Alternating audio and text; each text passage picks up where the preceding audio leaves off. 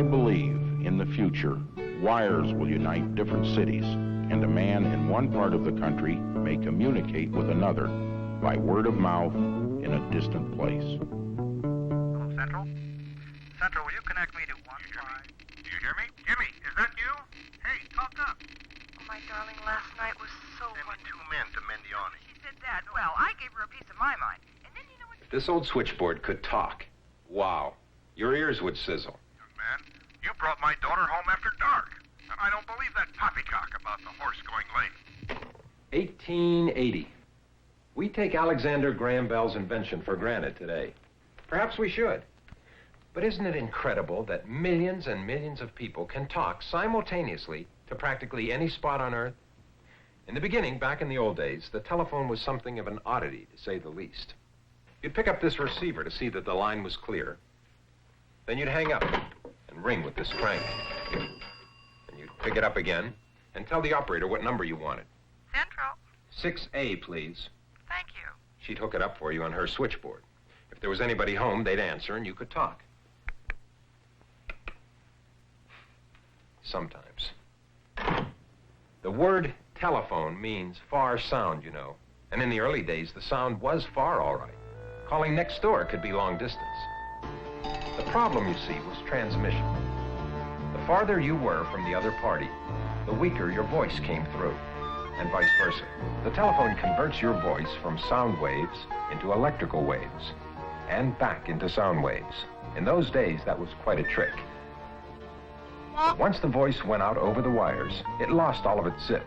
And as we said, the farther it went, the weaker it got. Without a way to boost the signal, even calling across town meant some shouting. It took, however, some brilliant work by Bell Laboratories scientists and engineers to solve that basic far sound transmission problem. And here's how they did it. The vacuum tube. Invented by Dr. Lee DeForest and improved by Bell Laboratories, it literally revolutionized communications. Its job, to amplify, boost the voice signal. Relay stations set up along the way used vacuum tubes to keep the voice signal loud and clear as it raced on toward its destination, drawing the far sound nearer. Yet when wires are loaded with a lot of conversations that are boosted in strength and travel some distance, something else happens. Let me show you. You see, instead of sounding like this, 1, 2, 3, 4, 5, your voice comes out sounding like this.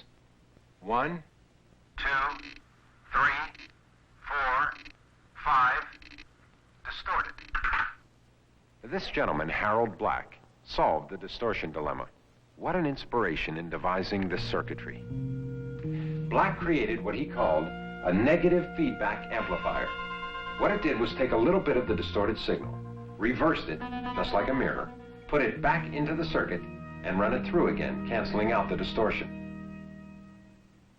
With negative feedback, telephone transmission became literally, pardon the pun, clear as a bell.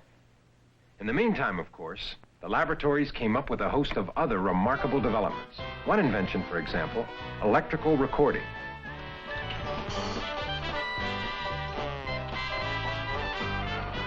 Another, work that helped give sound to the movies.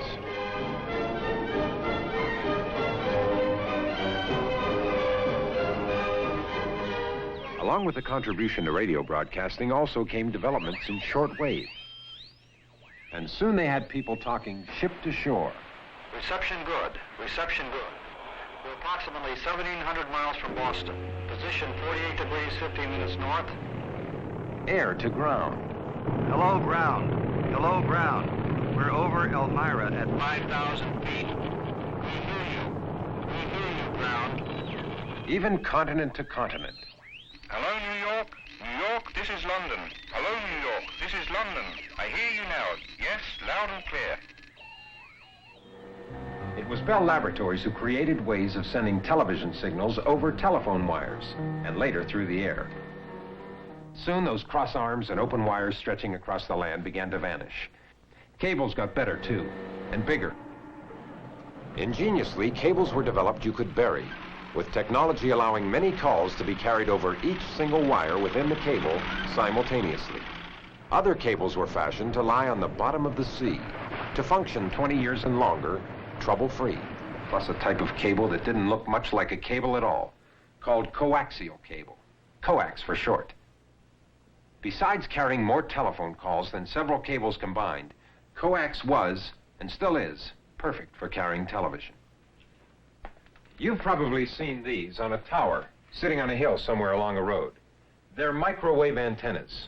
Microwave got its start back in the 1930s at, you guessed it, Bell Laboratories, where scientists were exploring the use of radio for telephone circuits. World War II erupted, temporarily halting full-scale work on microwave, but it did offer many laboratory scientists and engineers the chance to apply what they'd learned about microwave to a host of military communications needs, including radar. With the war over, research accelerated, and soon microwave techniques and equipment had become part of day-to-day telephone and television transmission. With microwave, calls ride a radio beam from tower to tower instead of going through cables. A single beam carries some 2,000 calls at a time. The far sound has come a long way since the old days, hasn't it? But transmission progress is only part of the story. From the beginning, another vital element, switching, faced just as many challenges.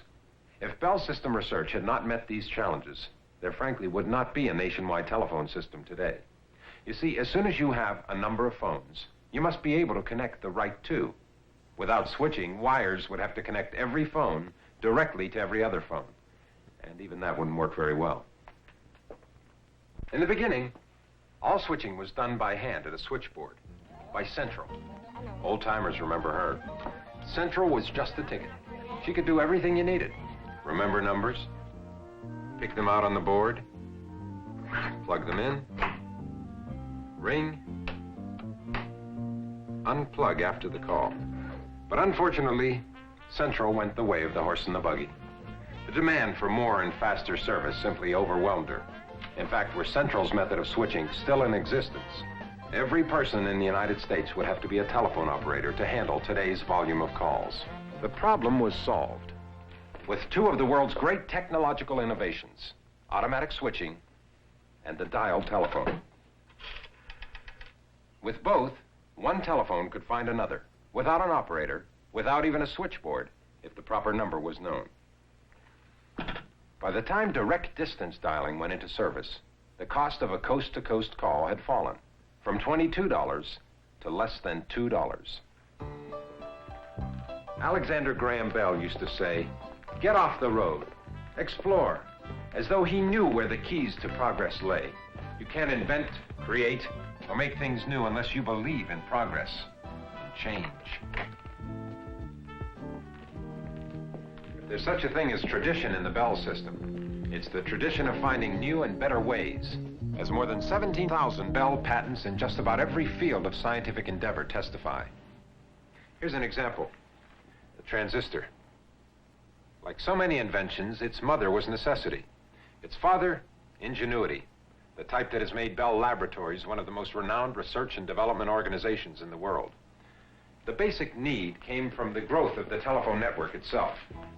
Each day, hundreds of millions of voices and images move through the network. Each one is switched again and again, and boosted in strength again and again. If you can save a fraction of a second during switching, that adds up. The hope was to invent something that could do the same things that vacuum tubes do, switch and amplify, but do them better and faster, and occupy less space. Now, that was a tall order. Scientists at Bell Laboratories began by experimenting with various materials to learn more about how electrical current moves.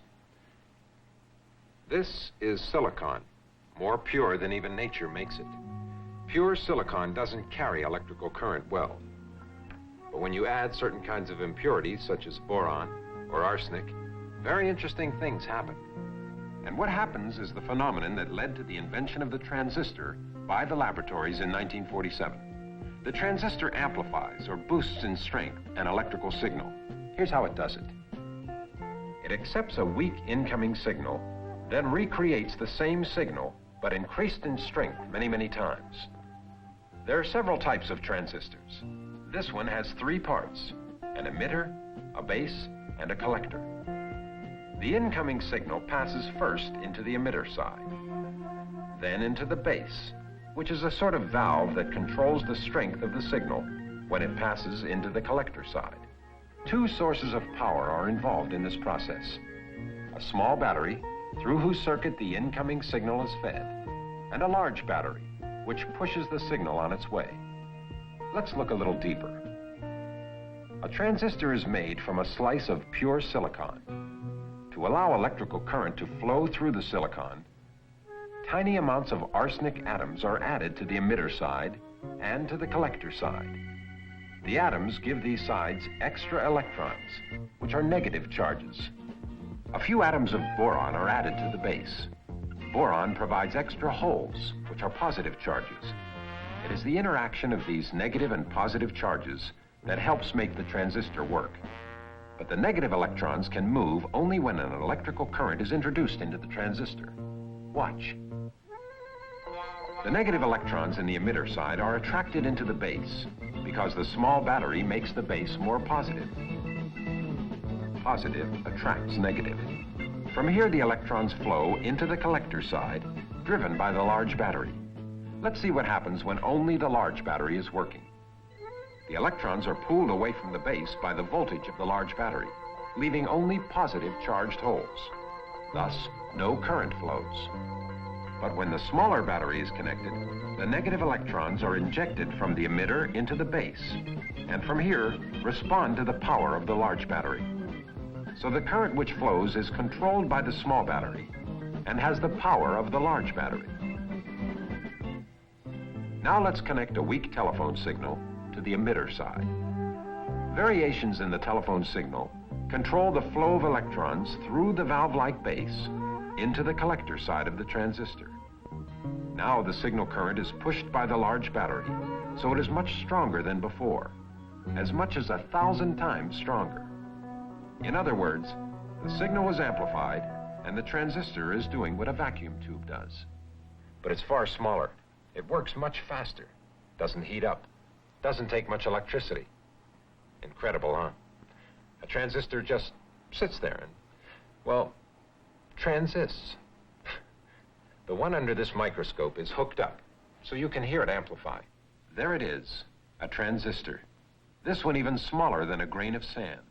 A miracle of modern technology. A signal is being sent into it.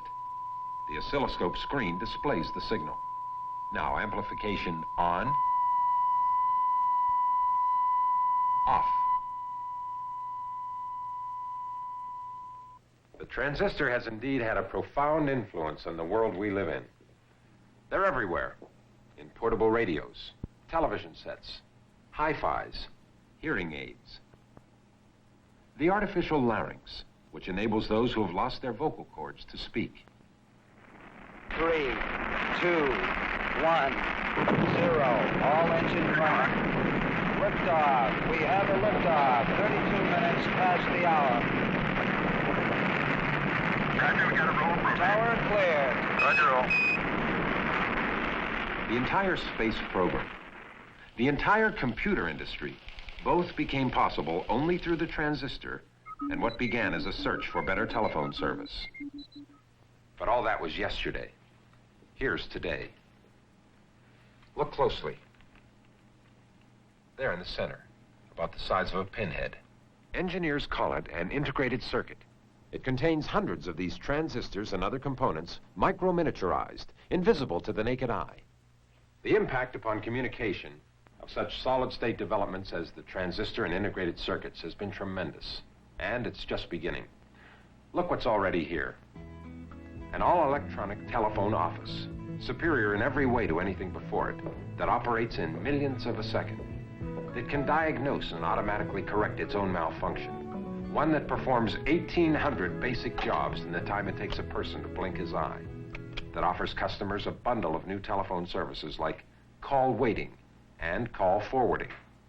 If you're on the phone while someone else tries to call you, call waiting lets you know it, so you can hold your first call while answering the second. Call forwarding is a new service that lets you leave the house and have all your incoming calls transferred to wherever you plan to be. Here's another. This is a traffic service position system. It's being installed in telephone offices across the country. With it, operators can handle far greater numbers of calls and help customers faster than ever before. It takes a fantastic amount of know-how to design, build, install, and man communications equipment such as this. That's where Western Electric and the telephone companies come in. Western Electric's job is to translate inventions into the real thing. The central office equipment, the cables, the new models of telephones that people use. It's a big job. The final inspection station is a long way from the laboratory. Materials are purified down to the last atom. Mother Nature herself is seldom so careful. Even when the material is right, someone must be able to work with it and do everything exactly the same every time.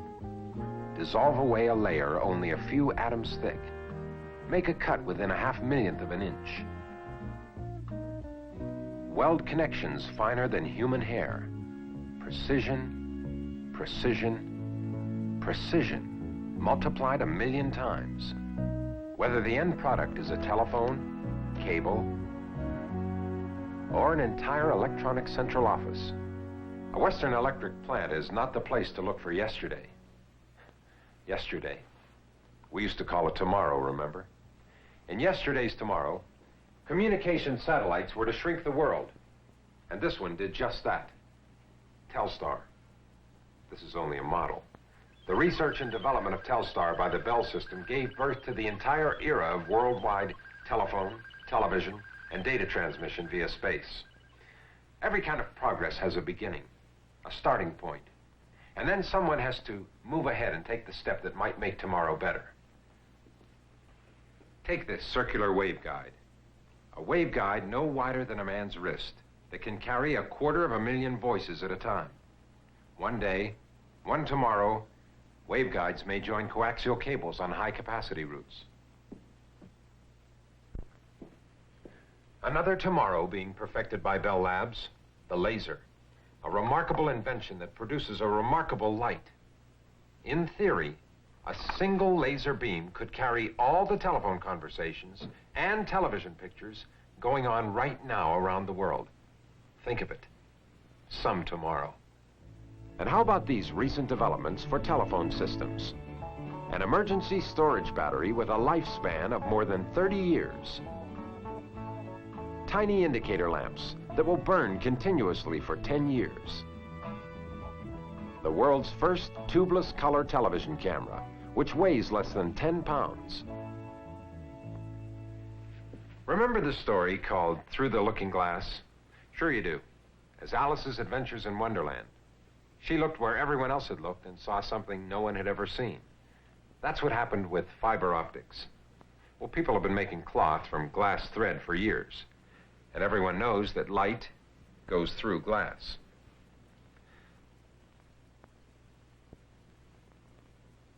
Now, suppose you took a bundle of glass fibers made into a flexible pipe, like this one, which can bend around corners, and sent a laser beam loaded with telephone calls through it from one city to another. Wouldn't that make some telephone cable? Scientists are trying to do just that.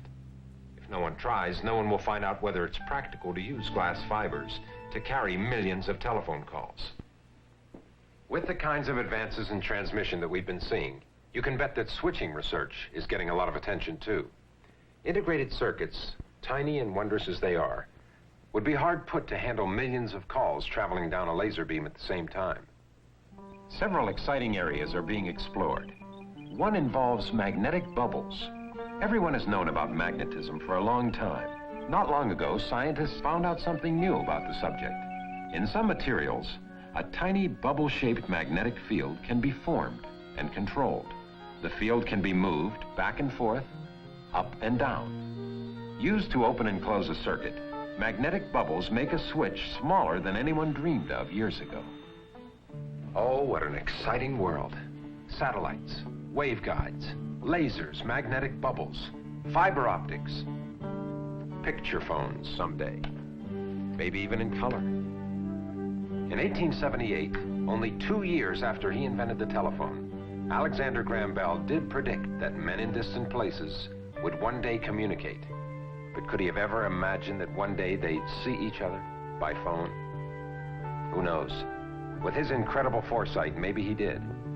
I, for one, am sure he did.